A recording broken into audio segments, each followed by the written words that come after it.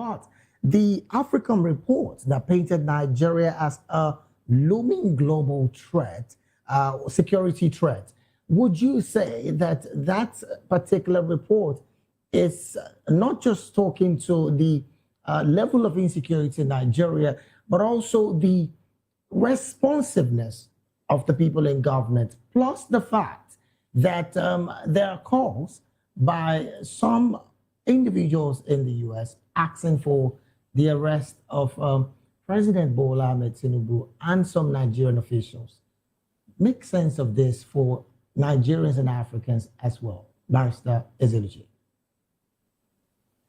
Thank you very much. Am I audible? Are you hearing me well? Go ahead, we can hear you. Good. For quite a while, some of us have said that the Nigerian government, the Bola Tinubu administration, is complicit in the crimes, in the massacres, in the genocides against Nigerians. And the government took it as if it was a political statement. But forgetting that in this global village we are in now, all over the world, people can see what is going on in the country. And what the Americans are doing, or what the report you mentioned, is only affirming the realities on ground. When massacres will occur, when mass killings will occur, and the president, Bola Tinubu, or his spokespersons will only tell you to go and continue to live with your killers, will only tell you to manage the relationship, rather than making decisive actions, those begin to give the signals of complicity. And when a government is complicit in such international crimes, in such crimes, it is normal to demand and ask for the arrest of principal officers of that regime. Because the people who are complicit or who are really who should be arrested, it's not the corporal in the field, it's not the major or the police inspector who is managing the checkpoints that was asked to stand down by superior officers. Update. This is how far I'm helping page 360. Officers, or by command from the commander-in-chief. The persons who get arrested in these crimes usually is the head of state, the military chiefs, and the security chiefs. So the call for arrest of key personnel of this administration is very much in line with global best practice and international law. And with regards to the report, you said that the Nigerian has been identified as one of the top places where crimes occur. My dear brother, we live it. We are seeing it every day. We are breathing this reality every day. Most Nigerians cannot actually travel by road between city A and city B for fear of being kidnapped, being killed. Just a few days ago, we saw a bus, a two-seater bus that was hijacked by kidnappers. Until tomorrow, there's nothing from the police authorities saying that they have arrested or who or whatsoever. So the reality is that Nigeria has become an active crime scene. And the crime being committed in Nigeria, in addition to genocide against Christians, is also ethnic cleansing and it's also religious persecution. So Nigeria is an active crime scene. And very sadly, unfortunately, the government of Bola Tinubu is deeply complicit in this. Further reasons for this complicity of the government being complicit is the pronouncement by government officials. When a person like the National Security Advisor, Nuhu Ribadu, comes out and proudly tells us that these killers, these extremist Islamist jihadist elements are his brothers. And the Chief of Defense Staff, General Oluyode, also portrays that same comment. These are people who are directly linked with Bola Tinubu, and they're telling us that these killers are their brothers. And in addition to that, they now even provide a very silly scheme to rehabilitate these killers.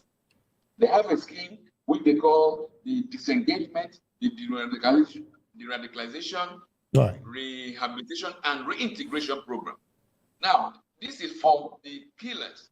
And meanwhile, the people who are being killed are left empty-handed. So this tells the entire world that this regime is complicit.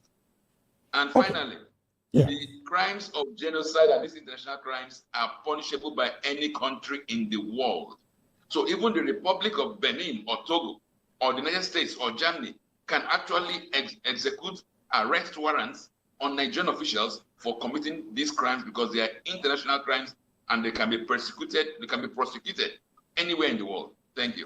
All right, then. I was really going to ask in a very, very clear layman's term, who can arrest the president of Nigeria on these bases that you've mentioned? But I think you've answered it. But maybe for emphasis, for ordinary Nigerians who do not understand what we're talking about, who do you think can arrest the president of Nigeria and, of course, top officials of the government, particularly on these allegations of security crimes? Well, thank you very much. On the allegations of genocides and other international crimes against humanity, which also includes ethnic cleansing, the United Nations Convention allows every state has committed itself to uphold these global conventions, to do whatsoever they can do to prevent the commission of these international crimes. That means that if Nigerians who are impacted cross over to Benin Republic or Togo or wheresoever, any country, those countries are mandated. They have the powers to arrest any government officials, whether the president or whatsoever. The so-called political immunity does not stop you from being arrested for international crimes. That is why, not too long ago, when the former president of Sudan was placed under an international sanctions list, he couldn't travel to anywhere. Even the current president of Russia, Putin, because of these same international crimes he's alleged to have committed, he is very careful where he travels to, because any country he passes over has the right to stop his plane and arrest him. So the current president, Bola Tinubu, and his key government officials who are involved in the crimes alleged can be arrested.